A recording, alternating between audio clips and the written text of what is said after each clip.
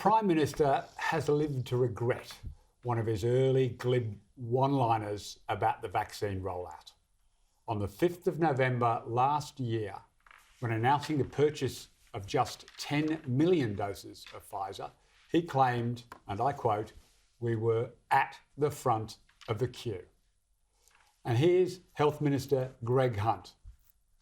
50 million units, 40 million units with Novavax for a protein-based vaccine, 10 million units with Pfizer for a breakthrough new mRNA vaccine. That takes it to 135 million units approximately across 4 different vaccines. That gives us the potential to make sure that every Australian has access to a vaccine during the course of 2021. Well, despite the Prime Minister and the Minister for Health knowing that Pfizer had already signed deals for 1 billion doses with 34 other countries, the Prime Minister still wanted to claim we were at the front of the queue. And on the 28th of December last year, Minister Hunt, who you've just seen, he told Australians that we would be fully vaccinated by October this year. And I stress the word fully, and he even went on to boast we may finish early. On the 6th of January this year, the government announced that we would bring forward the rollout to begin in February. Then, on the 7th of January, the government released its first national vaccine rollout strategy, which assured Australians that 4 million Australians will get their first jab by the end of March. By the 11th of March, it had become clear behind the scenes the rollout was disastrously behind schedule. The Prime Minister told Australians, it's not a race, it's not a competition. And he insists at this stage we're still on track for October. This is another glib marketing line he has come to live to regret.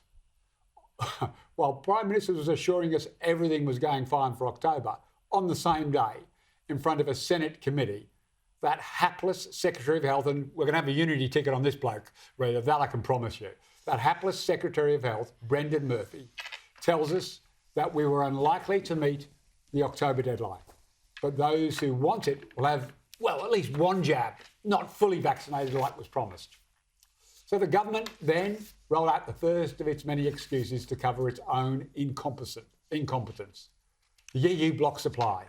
Yet last year, the government's own expert, Jane Halton, warned the government she predicted there would be a sovereign vaccine problem and not to rely on vaccines coming in from overseas. On the 14th of March, the government released a new vaccine rollout roadmap. And on March the 31st, the day the PM originally promised 4 million jabs would be done, we only had 670,000 actually in people's arms. Missed it by just 85%. Just 85%.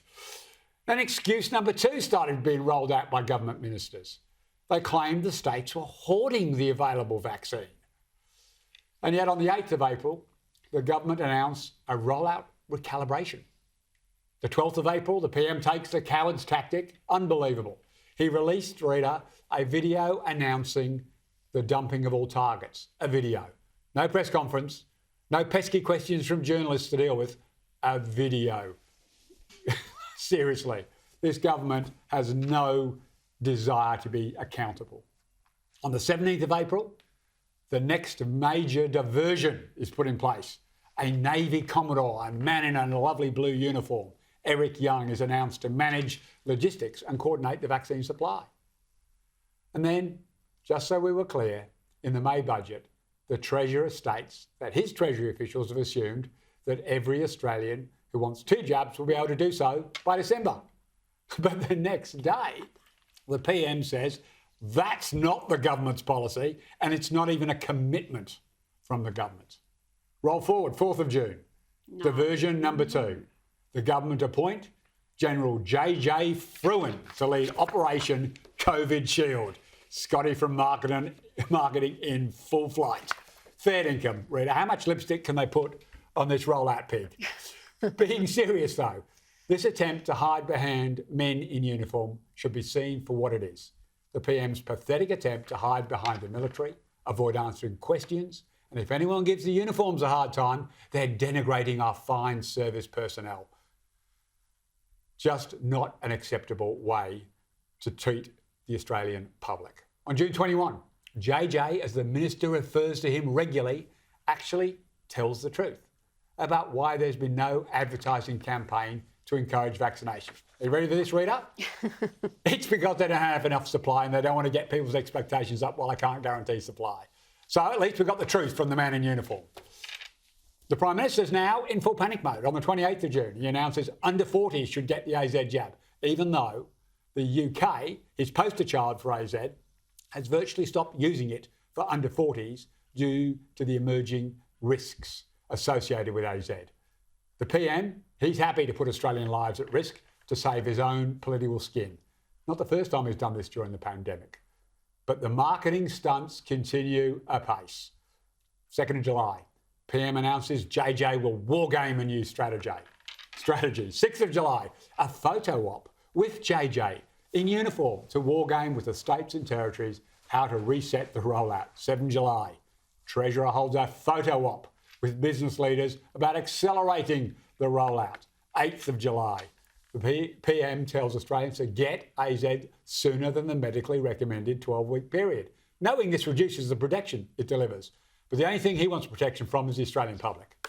And yet, in his final act of political cowardice to avoid responsibility, he starts to attack the very health officials who give him the advice, who he said he'll take their advice, ATAGI, because they won't change their medical advice to save his political skin.